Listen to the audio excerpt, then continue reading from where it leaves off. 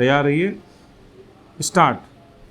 महोदय, राजस्थान, बिहार, मध्य प्रदेश तथा उत्तर प्रदेश जैसे राज्यों में 12 से 14 वर्ष की आयु में अबोध बच्चों का विवाह संपन्न होना एक सामान्य सी घटना है। स्टॉप। आखातीज के दिन राजस्थान में छोटे छोटे बच्चों के सामूहिक विवाह की परंपरा किसी से छिपी नहीं है। स्टॉप। अल्पायु में विवाह के कारण अपरिपक्व अवस्था में ही गर्भधारण व प्रजनन कार्य आरंभ हो जाता है। स्टॉप। इसी कारण भारतीय महिलाओं में औसत कुल प्रजनन दर 3.4 है, जबकि जापान, इटली, स्पेन, हंगरी व कनाडा में यह दर 1.2 व 1.8 के मध्य तथा चीन, संयुक्त राज्य अमेरिका, श्रीलंका तथा इजराइल में 2 व 2.8 के मध्य पाई जाती है। स्टॉप।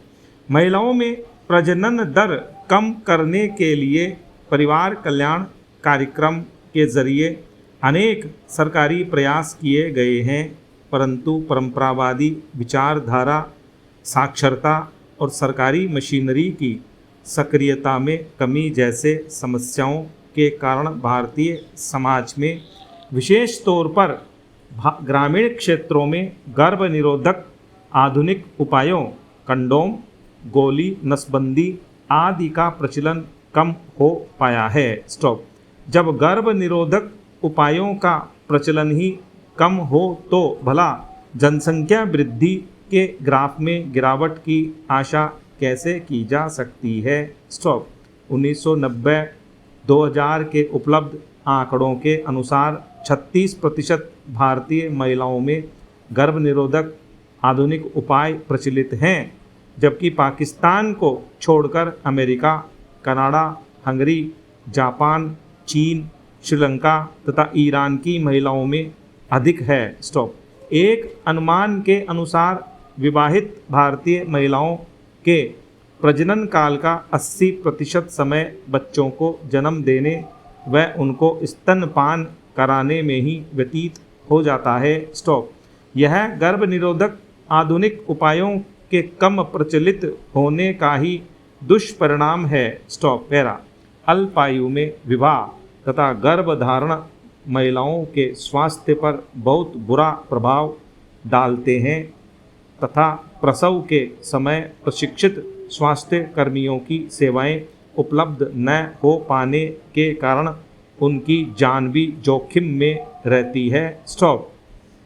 2001 के आंकड़ों के अनुसार प्रसव के समय भारत की 33% महिलाओं को ही प्रशिक्षित स्वास्थ्य कर्मियों की सेवाएं मिल पाती हैं, जबकि America, Canada, Hungary, Spain, Israel, Japan, चीन तथा श्रीलंका की 94 से 100% महिलाओं को प्रसव के समय प्रशिक्षित स्वास्थ्य कर्मियों की सेवाएं मिलती हैं। स्टॉप।